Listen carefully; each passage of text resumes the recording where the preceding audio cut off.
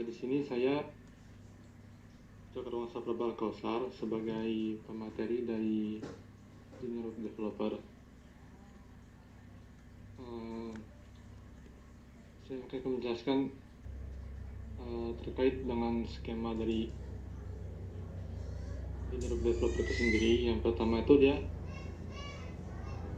ada bagian mengimplementasikan user interface. Jadi di sini diharapkan peserta Junior Developer itu bisa membuat tampilan websitenya dengan menggunakan HTML atau CSS yang sesuai dengan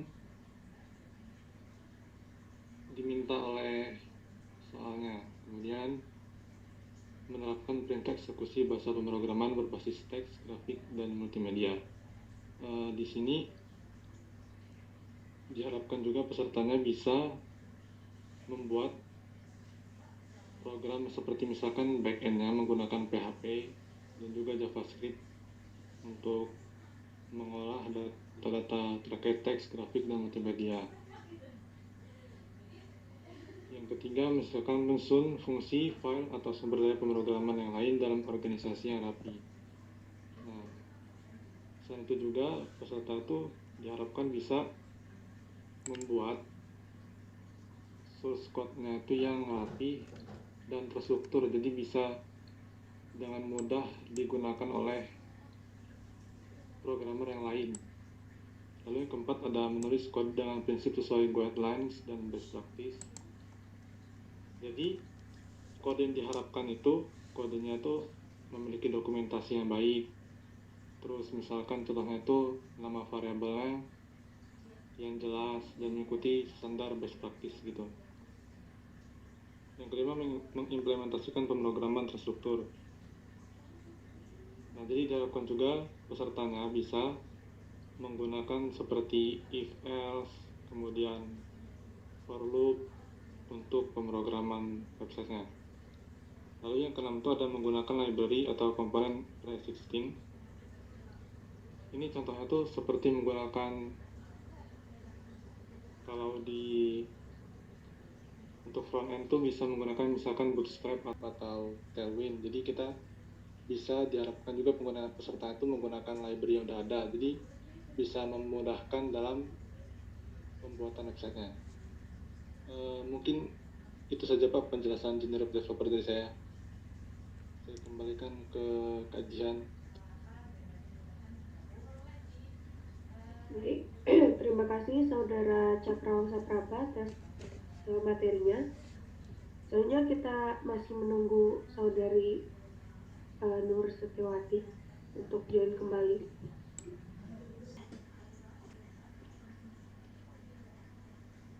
Baik, jadi langsung ke apa itu quality assurance atau quality engineer. Jadi seorang QA itu adalah profesional yang bertanggung jawab untuk memastikan bahwa produk atau layanannya itu dihasilkan oleh sebuah perusahaan dan memenuhi standar kualitas yang tinggi. Jadi di sini produk atau layanan yang dimaksud itu adalah perangkat lunak. Kemudian apa saja sih yang dilakukan oleh seorang quality engineer? Yang pertama yaitu melakukan pengujian menyeluruh terhadap perangkat lunak atau biasanya pengujian perangkat lunak ini disebut dengan software testing, yang tujuannya untuk mengidentifikasi adanya kesalahan atau bug di dalam perangkat lunak. Yang kedua yaitu melakukan make sure bahwa perangkat lunak itu sudah beroperasi sesuai dengan spesifikasi yang telah ditetapkan atau sesuai dengan kebutuhan pengguna. Terus yang selanjutnya, sebenarnya software testing ini apa sih? Tadi kita bahas terkait dengan pengujian perangkat lunak atau software testing yang dilakukan oleh seorang quality engineer. Nah, jadi yang selanjutnya di sini kita bahas terkait dengan apa sih pengujian perangkat lunak itu? Jadi, pengujian perangkat lunak itu merupakan proses untuk mengevaluasi dan melakukan verifikasi terhadap perangkat lunak bahwa perangkat lunak ini sudah bekerja sesuai dengan yang diharapkan. Kemudian untuk software testing ini juga merupakan upaya untuk mengidentifikasi adanya perbedaan fungsi perangkat lunak ketika dijalankan dan hasil yang seharusnya atau hasil dari software requirement yang sudah ditetapkan sebelumnya. Kemudian yang selanjutnya di sini ada tujuan dari melakukan pengujian terhadap perangkat lunak atau software testing. Yang pertama yaitu untuk menjamin bahwa perangkat lunak ini telah aman dari ancaman dan kerentanan yang dapat dieksploitasi oleh pihak yang tidak bertanggung jawab. Yang kedua yaitu untuk melakukan deteksi bug atau kesalahan di dalam perangkat lunak sehingga dapat diperbaiki sebelum perangkat lunak ini digunakan oleh pengguna akhir atau sebelum perangkat lunak ini dirilis ke pengguna akhirnya. Kemudian yang ketiga, untuk memastikan bahwa perangkat lunak ini telah memenuhi spesifikasi dan persyaratan yang ditentukan serta berfungsi sesuai dengan harapan pengguna. Jadi sebelum membangun aplikasi, ada persyaratan yang berisi fungsi-fungsi yang harus diikuti oleh aplikasinya. Jadi perangkat lunak ini akan dikatakan telah sesuai apabila memenuhi standar yang telah ditetapkan.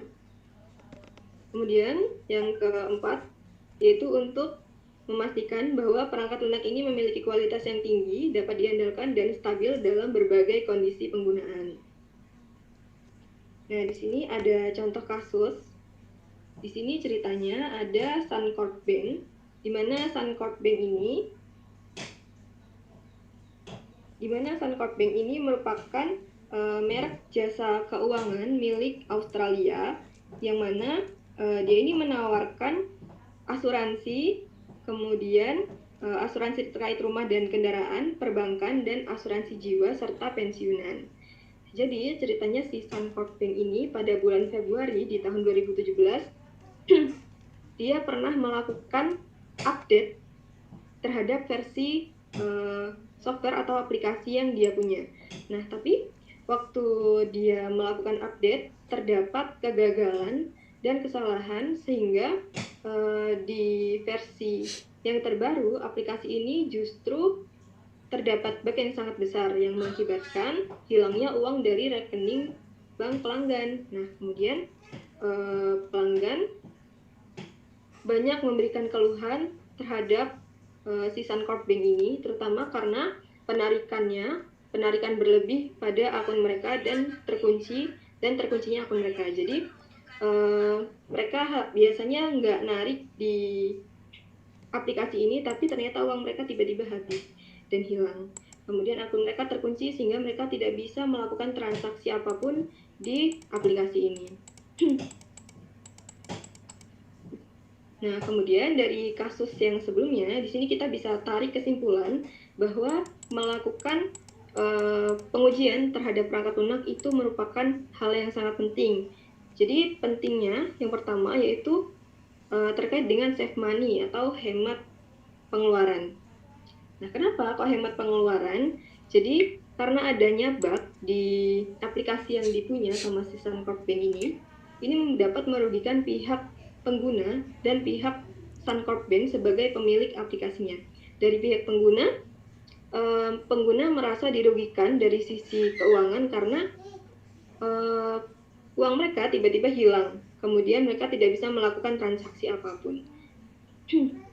Kemudian dari sisi Suncorp Bank ini mereka juga mengalami kerugian. Kenapa? Karena ketika terdapat bug di dalam aplikasi, pihak Suncorp Bank ini juga harus melakukan perbaikan lagi terhadap aplikasi yang ia punya. Jadi perbaikan bug itu juga memerlukan biaya. Karena dia harus membayar developer kembali untuk memperbaiki bug yang ada. Jadi penting sebelum dirilis, aplikasi ini harusnya diuji sampai dengan tidak ditemukan bug lagi untuk menghindari hal-hal seperti ini. Nah, kemudian yang kedua itu terkait dengan kualitas dari produknya. Tentu saja perangkat lunak yang sudah dirilis itu harus memiliki kualitas produk yang baik. Kemudian yang ketiga terkait dengan keamanannya. Kembali lagi kepada kasus ini, contohnya di sini keamanannya terbobol karena pelanggan bisa kehilangan uang pada akun mereka secara berlebih dan akun mereka terkunci. Ini dari sisi keamanannya kurang aman sehingga mengakibatkan kerugian yang sangat fatal terkait dengan keuangan dan lain sebagainya. Nah, kemudian dari sisi keamanan juga sangat penting untuk melindungi kredensial supaya terhindar dari hal-hal seperti pembobolan atau peretasan akun pengguna oleh sebut saja pembobol ini hack ya, oleh si hack ini. Jadi pengguna ini merasa sangat dirugikan. Kemudian yang terakhir yaitu terkait dengan customer satisfaction atau ini terkait dengan kepuasan pengguna. Tentu saja kalau misal aplikasi yang dirilis itu sudah baik, akan meningkatkan kepuasan dari pengguna. Pengguna akan lebih senang dalam menggunakan aplikasi dan memiliki kepercayaan tinggi terhadap aplikasi. Oh, ternyata aplikasi ini bagus ya, terpercaya untuk dipakai dan tidak merugikan. Terus yang selanjutnya di sini ada SDLC. Nah, jadi biasanya kalau misal kita di kuliah belajar dalam membangun sistem itu ada SDLC. Kalau di testing itu juga ada. Kalau misal di proses SDLC itu terakhir biasanya ada proses testing. Nah, di dalam proses testing itu ada lagi namanya life cycle yang disebut dengan software testing life cycle. Apa aja sih sebenarnya yang dilakuin sama seorang quality engineer untuk memastikan produk-produknya itu berjalan dengan baik? Yang pertama, seorang quality engineer itu harus melakukan requirement analysis atau pemahaman terkait dengan persyaratan pengguna atau terkait dengan aplikasinya. Jadi pemahaman terkait aplikasi dari fungsinya, fiturnya. Jadi misalnya ada fitur login, ini harusnya bagaimana fungsi yang seharusnya. Oh, fitur login ini ternyata fungsinya pengguna ini baru bisa masuk kalau misal username dan passwordnya benar. Seperti itu contohnya. Kemudian harus memahami fitur-fitur yang lain juga. Yang kedua, si quality engineer ini menyusun test plan. Jadi test plan atau rencana pengujian. Rencananya aplikasi akan diuji di platform apa, menggunakan tools apa, kemudian pengujiannya dilakukan secara manual atau otomatis dan lain sebagainya. Yang ketiga ada test case development. Jadi tujuan dari pengujian perangkat lunak kan adalah menemukan kesalahan dalam perangkat lunak sebanyak-banyaknya. Jadi seorang quality engineer itu harus mengerahkan strategi bagaimana cara menemukan bug yang ada di dalam perangkat lunak. Nah, jadi caranya adalah dengan membangun butir-butir test case. Tapi apakah dengan membangun butir test case saja cukup? Tentunya tidak. Dalam membangun butir test case atau kasus uji itu juga ada tekniknya. Kalau misal biasanya kita bangun aplikasi, menguji secara black box testing atau cuma dari behaviornya, bukan dari scriptnya, itu kan kita biasanya menguji menggunakan teknik coba nih ini diuji misalnya fungsi login, diuji ini loginnya udah bener belum ya, gitu kan, udah. Terus kalau untuk test case development ini, test case-nya ini kita bangun dengan cara memahami fitur dari loginnya. Misalnya di requirement analysis, fitur login ini username-nya harus menggunakan 5 karakter. Nah, kemudian di test case development kita buat test case-nya. Apakah dengan kalau misalnya 5, apakah dia bisa benar digunakan untuk login? Kemudian kalau misal dia username-nya cuma 4, apakah dia bisa untuk login atau tidak? Karena 4 ini kan kurang dari 5 dan lain sebagainya. Nah, terus untuk test case development itu secara singkat dapat dilihat seperti ini contohnya. Ini merupakan test case development dari kegiatan di Altera Academy yang MBKM. Ini test case untuk mobile. Jadi ada register. Ini menggunakan email, password, dan nama yang lengkap dan valid. Kemudian test case selanjutnya yaitu register kalau misal dia tanpa @gmail.com.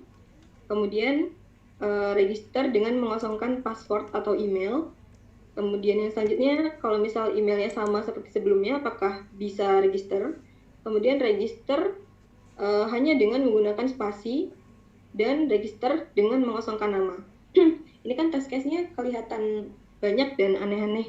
Ini bukan mengada-ngada, tapi ini merupakan teknik untuk mencari kesalahan yang ada di dalam fitur register. Dan ini teknik ini juga akan dipelajari terkait dengan metode-metode yang ada di black box testing. Nah, itu metode yang ada di black box testing digunakan untuk menyusun test case sesuai dengan requirement yang ada. Nah, ini cuma contoh aja. Kemudian yang selanjutnya itu ada test execution. Test execution ini merupakan proses untuk menjalankan butir test case yang sudah dibuat. Jadi sebelumnya setelah kita merencanakan, oh test case ini diuji kayak gini nih caranya, selanjutnya kita eksekusi ke dalam pengujiannya. Jadi kita jalankan, ini test case yang udah kita buat dijalanin di sistemnya. Misalnya ini register di web, nah kita buka webnya, kemudian kita jalankan register menggunakan password yang kosong dan email yang kosong, bisa atau tidak login. Seperti itu. Kemudian yang selanjutnya ada test cycle closure, di mana ini merupakan kesimpulan dari pengujian atau hasil dari pengujian yang dapat dibuat seperti ini. Misalnya ini kan udah dijalanin tadi, kemudian di sini ada keterangannya. Kalau misal pas berarti dia test case-nya itu benar. Jadi gimana ya, pas itu berarti pengujiannya benar. Kalau fail itu berarti dia salah atau ada bug.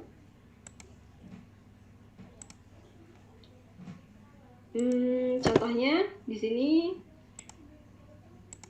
misalnya ada test case login menggunakan data yang valid. Data ini bisa email dan password dan lain sebagainya. Nah, kemudian ada expected result.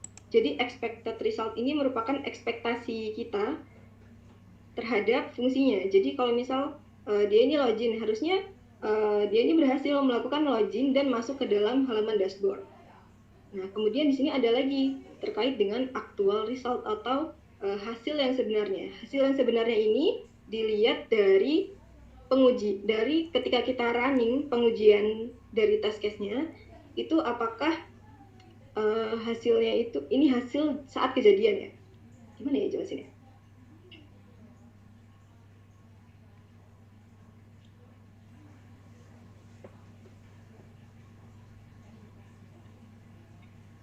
Kalau ini ekspektasi, ini realita yang terjadi ketika kita menjalankan. Nah, jadi kalau misalnya hasil dari expected result dan actual result ini sama, yaitu misalnya yang login tadi, dia sama-sama bisa login dan masuk ke halaman dashboard, kemudian expected-nya juga sama, maka dia pengujiannya itu berhasil atau benar, karena ya dia sesuai dengan ekspektasinya, berhasil login ke dalam sistem.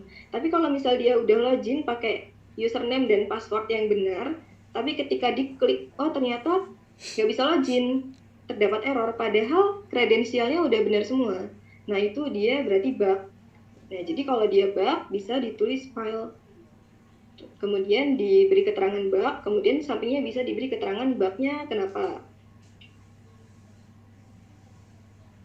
Nah, kemudian yang selanjutnya,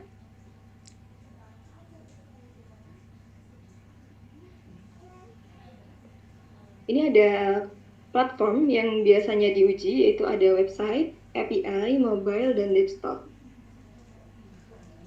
Tapi biasanya ada beberapa perusahaan yang dia memang sengaja tidak menggunakan QA. Ini permasalahan ini saya dapat ketika saya mengikuti kegiatan Studpen. Jadi mentor saya itu bilang bahwa di Indonesia ini banyak perusahaan yang masih minim menggunakan quality engineer atau quality assurance karena biayanya memang relatif mahal. Tapi terkait hal ini kita juga tidak perlu khawatir karena sekarang zaman juga sudah berkembang dengan cepat, teknologi semakin maju dan banyak juga startup yang bermunculan. Jadi karena perkembangan zaman, sekarang juga banyak perusahaan yang menggunakan quality engineer untuk memeriksa software yang dihasilkan. Kemudian di sini terkait dengan pelatihan dari quality assurance atau quality engineer bisa diikuti ada 4 kelas.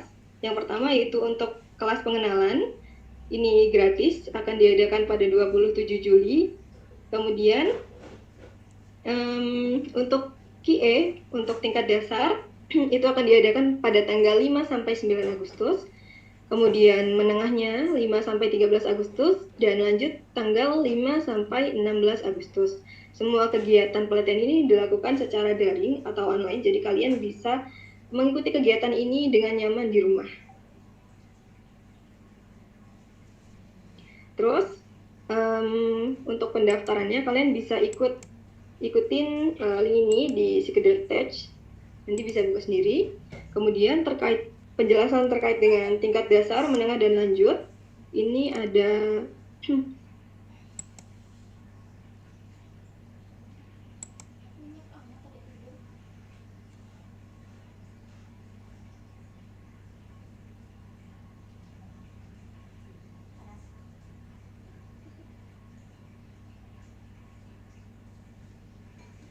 kalian bisa lihat detail materinya di sini.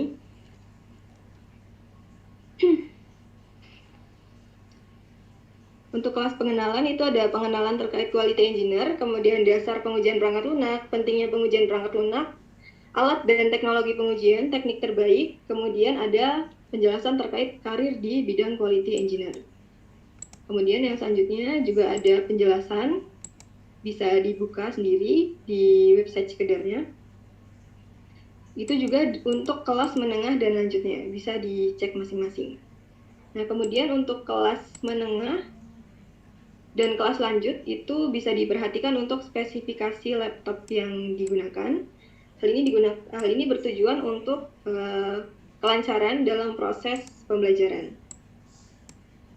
Kemudian teman-teman bisa nanti pilih dari kelas pengenalan atau sampai lanjut, itu maksudnya kalian bisa pilih langsung aja. Jangan berpikiran bahwa oh saya masih pemula harus ke pengenalan dulu, kemudian dasar dulu, menengah dulu, baru lanjut. Jadi itu tidak perlu, kalian bisa pilih langsung salah satu dari kelasnya. Kalau misal kalian mau belajar yang kelas lanjut juga bisa, karena di sini juga dijelasin materinya itu dari awal, dari pengenalan, kemudian dasar-dasar, kemudian materinya sampai yang tinggi terkait dengan jenis-jenis pengujian yang ada fungsional, performance, dan lain-lain. Kemudian pengujiannya udah dilakukan secara manual dan otomatis, dan lain sebagainya. Jadi kalian bisa langsung aja, kalau emang pengen belajarnya banyak, langsung tinggi, bisa diambil yang kelas tinggi. Itu. Tapi kalau mau menyesuaikan, ya menyesuaikan budget, maksudnya kalau mau coba dulu boleh untuk ke dasarnya dulu, misalnya penasaran ini apa sih, gimana sih, langsung aja ke kelas dasarnya gitu.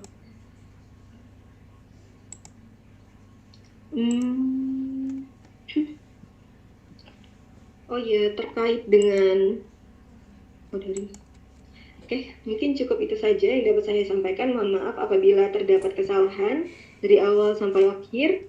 Saya ucapkan terima kasih. Wassalamualaikum warahmatullahi wabarakatuh.